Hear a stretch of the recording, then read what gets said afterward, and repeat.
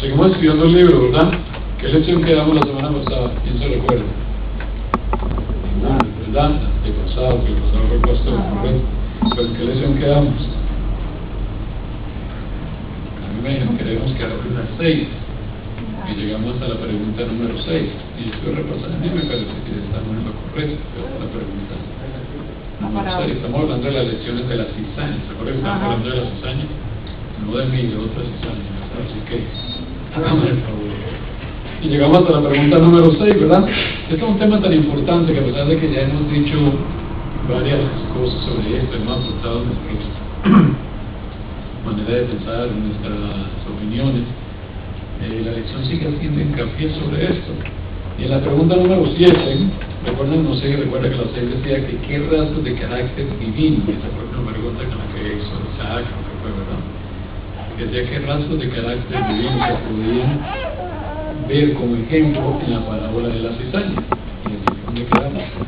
Y ahora la pregunta número 7 comienza, dice, ¿cómo llamó Jesús a estos falsos representantes del cristianismo? ¿Verdad? Ahora estamos hablando de la cizaña, ¿verdad? La que crece junto con el trigo. Que la pregunta es, ¿cómo lo llamó Jesús? A ver, ¿cómo fue que lo llamó Jesús? ¿Cómo lo llamó? No estudiamos el libro. No tiene el libro. No tiene el libro. Si yo ni tengo, mira, esto me lo que dice ahí, Pastor Jorge García, me lo pasó el Pastor Jorge García, ¿no? Y a mí me quieren dar el libro. Este libro estaba, solo había unos cuantos, y se estaba turnando a los ancianos, pero ya está disponible para el que quiera, creo que no recuerdo, $5. Le tomaron el nombre, sí, entonces vamos a decirle a la persona. ¿Por qué no está diciendo? Eso lo llamó hipócritas, lo llamó falsos cristianos, lo llamó personas que simplemente vivían de experiencias. A veces pensamos que el mundo tiene derechos. Cuando hablamos del mundo, hablamos de las personas que no pertenecen a la iglesia. Tiene derecho a buscarnos, porque en la iglesia hay gente que no muestra su manera de vivir, que realmente no practica el cristianismo, o que no, sus vidas no reflejan lo que dicen practicar, ¿verdad? Y no es así. Dice, ¿qué ocurrió en la iglesia primitiva? Recordemos, en la iglesia primitiva todos eran santos. ¿Es así? ¿Eran todos santos? ¿Qué había en la iglesia primitiva? Recordemos, ¿qué tipo de personajes podemos recordar que había en la iglesia primitiva? Recordemos a Ananías y a Zafira. ¿Qué más recordamos? ¿Ah? ¿Quién se recuerda de Judas? Ahí estaba Judas, ¿verdad? Tiene más, había muchas personas también que mostraron caracteres imperfectos, sin embargo eran parte de la iglesia, ¿verdad? Y a veces por eso con lo que nosotros tenemos que, a veces a diario, tener que vivir o lidiar a diario en la iglesia, ¿verdad? Se nos ha enseñado, nosotros no somos quienes para venir y arrancar la cizaña. Recordemos que cuando está creciendo con el trigo, cuando está en el estado verde, los que están saliendo son prácticamente iguales. La diferencia solo se ve ya cuando dan el fruto, ¿verdad? Entonces por eso el Señor dijo que por su fruto lo conoceréis. Sin embargo, me viene a la mente que no siempre es así.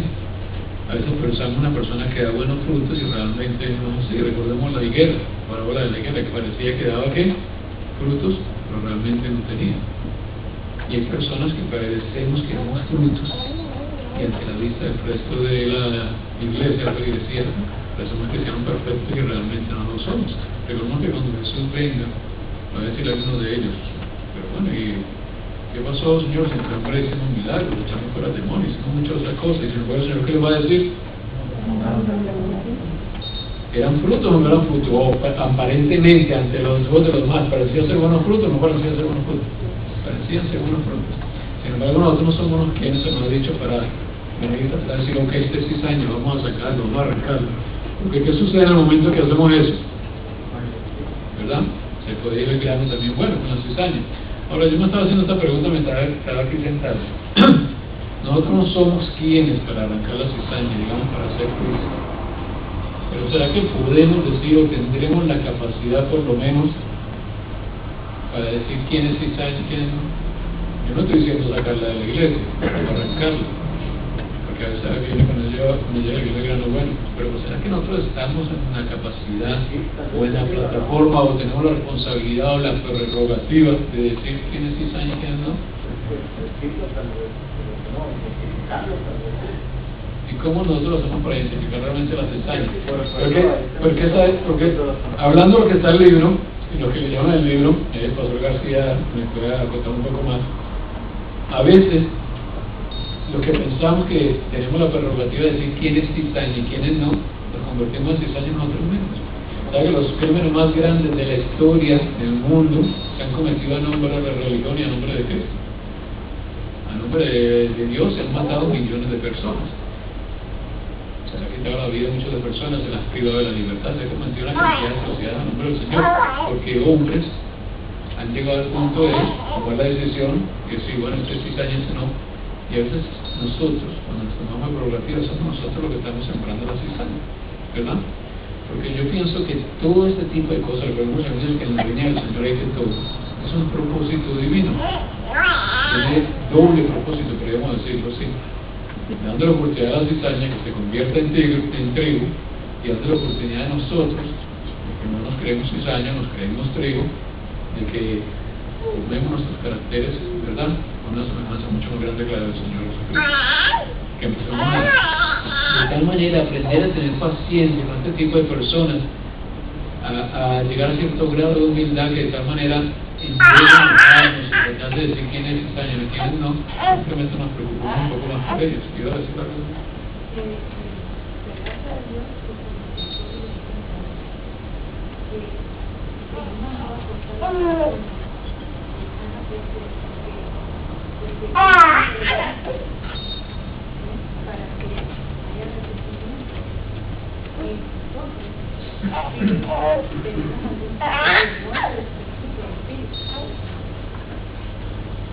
Ese es el propósito del Señor.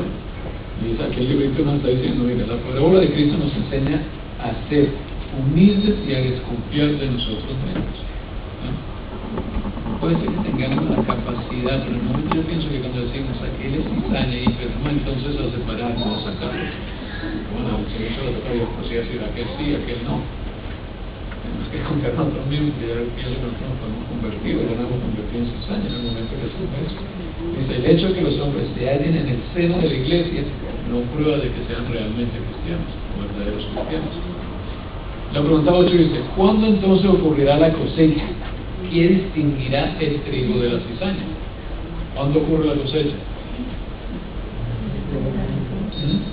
Cuando Cristo venga. ¿Y qué distingue el trigo de la cizaña? Por el fruto. A ver si alguien lee Mateo 13:39. A ver qué nos dice Mateo 13:39. El enemigo que la sembró es el diablo, la ciega es el fin del siglo, y los segadores son los ángeles. ¿La ciega es qué? El fin del siglo. ¿Usted podríamos aplicar eso a lo que acaba de decir Tamara? ¿El fin del qué? Tamara dijo algo, ¿y el fin del qué? ¿El tiempo de qué? El tiempo de gracia, ¿verdad? El tiempo de gracia puede acabar para mí hoy, para usted puede acabar mañana y para usted puede acabar otro día. No quiere decir por eso que vamos a usar de la oportunidad que Dios nos da. Pero cada uno tiene un tiempo diferente.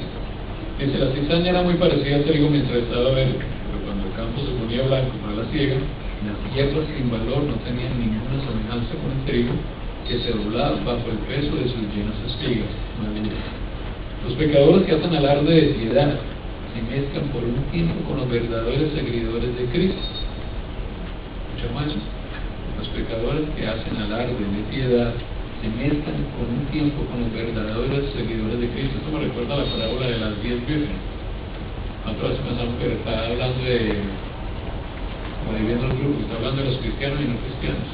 Pero nosotros leemos los Espíritus del Cielo y dice que no, todos eran cristianos. O sea, para traer un poco más cerca, digamos que todos eran adventistas del séptimo día.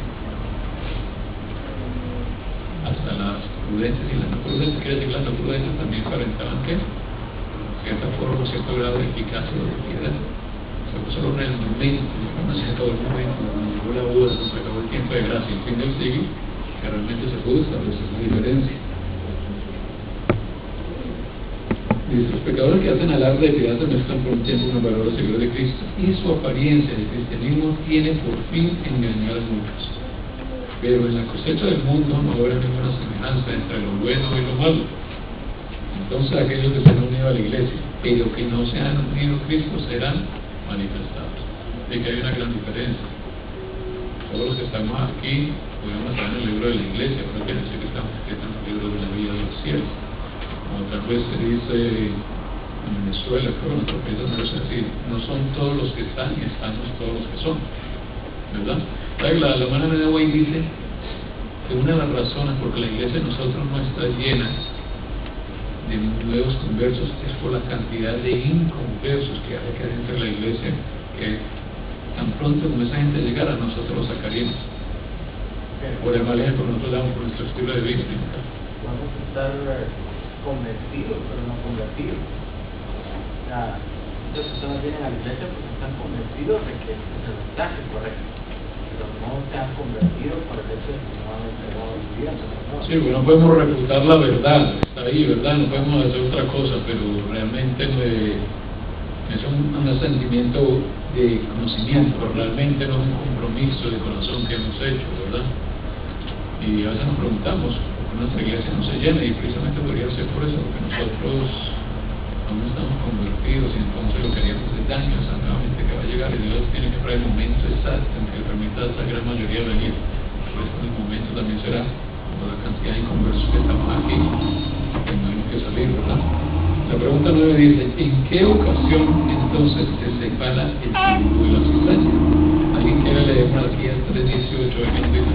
Mientras tanto quiero escuchar a alguien. Dice: ¿en qué ocasión se separará el trigo de la cizaña? ¿Qué está diciendo el hermano Hugo ahorita cuando leyó el versículo de él? ¿Quiénes son los segadores? Los ángeles, ¿verdad? Malaquías 3:18. Convertíos pues y haréis diferencia entre el justo y el malo, entre el que sirve a Dios y el que no le sirvió. Entonces, ¿en qué ocasión se separará el trigo de la cizaña?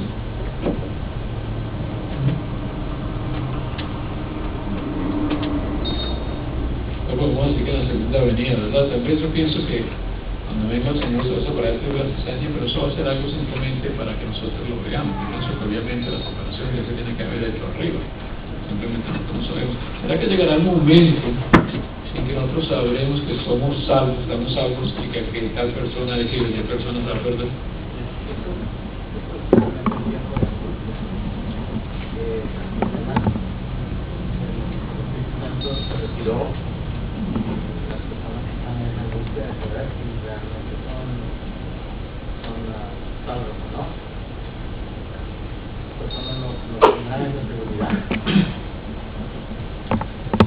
Lo que nos dice así: se permite que la cizaña crezca entre el trigo, que tenga todas las ventajas del sólido lluvia, pero en el tiempo de la siega vosotros os tornaréis y echaréis de ver la diferencia entre el justo y el mal. Creo que acabo de leer Orlando.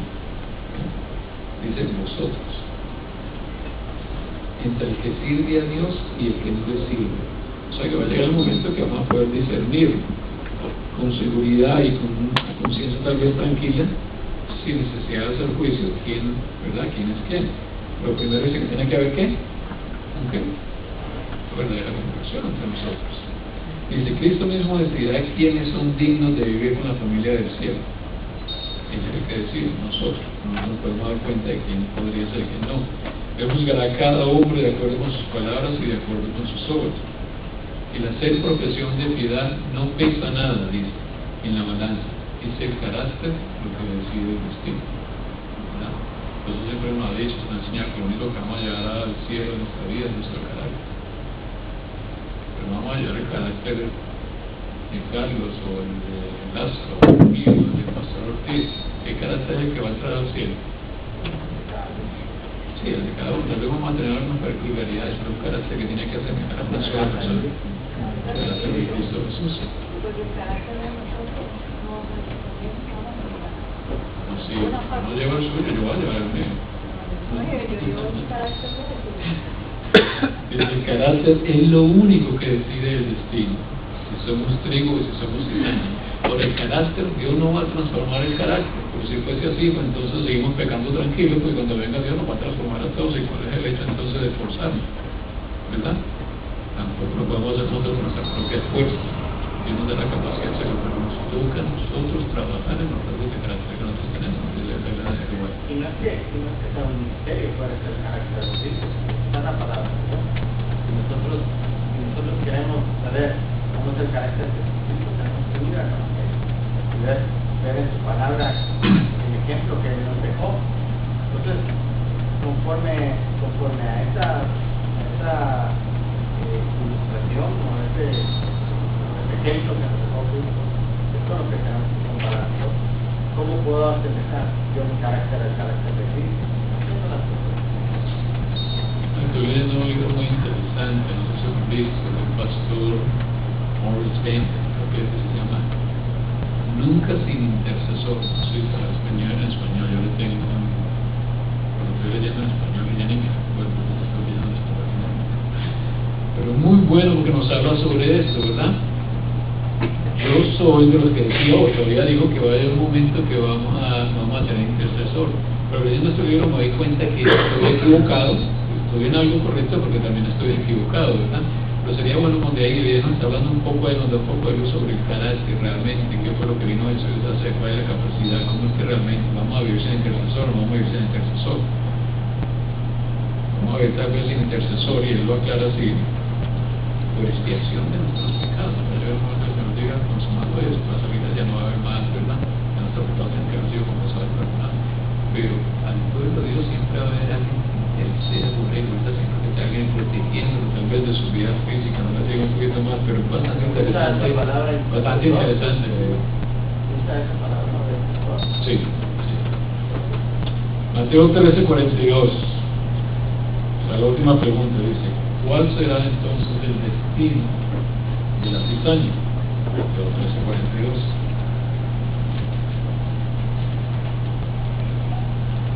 ¿Quién lo quiere ver? Lo pesarán en el horno de fuego, y será el lloro de los días. Qué curiosidad que en aquella tiempo, cuando se hacía la cosecha, se recogía el trigo, se iba donde al granero, y que hacían contra la cizaña, quemado, ¿verdad? Lo que va a suceder al final, dice: el Salvador no nos señala un tiempo en que toda la cizaña se convertirá en trigo. Escuchamos bien eso. No nos señala un tiempo en que toda la cizaña se convertirá en trigo. El trigo y la cizaña crecen juntamente hasta el tiempo de la cosecha, el fin del mundo. Entonces la cizaña se ata en manos para ser quemada y el trigo se junta en el reino de Dios. Entonces los justos resplandecerán como el reino de su Padre. Entonces enviará el Hijo de Dios sus ángeles y comerán su reino todos los escándalos y los que hacen iniquidad, y los echarán en el horno de fuego. Allí será el lloro y el crujir de vida. La última pregunta: es una que es como un grano de mostaza. Si no tenemos el libro, igual podemos hablar buscar material sobre eso, libros del Estudio de Profecía. Pero lo más interesante de todo esto, yo pienso que es no saber, obviamente es muy interesante saber el momento, otras cosas, en este libro tiene 6 años. Yo pienso que lo que la lección más grande que podemos sacar de todo esto, nosotros no podemos fácilmente, creyendo en este libro, convertir en 6 años. Porque el Señor está tratando con todo esto, y lo mismo ahí es que nosotros lo vamos a hacer tolerantes, que dejamos humildes, que lejos de no bien de señalar, porque a veces eso es lo que dedicamos a hacer más disciplina que realmente a restituir a cierta persona. No pensamos que es cizaña, es que hermanos se arrodillen por ellos, nos preocupemos por ellos, que personalmente inclusive visitemos y hagamos algo por estas personas.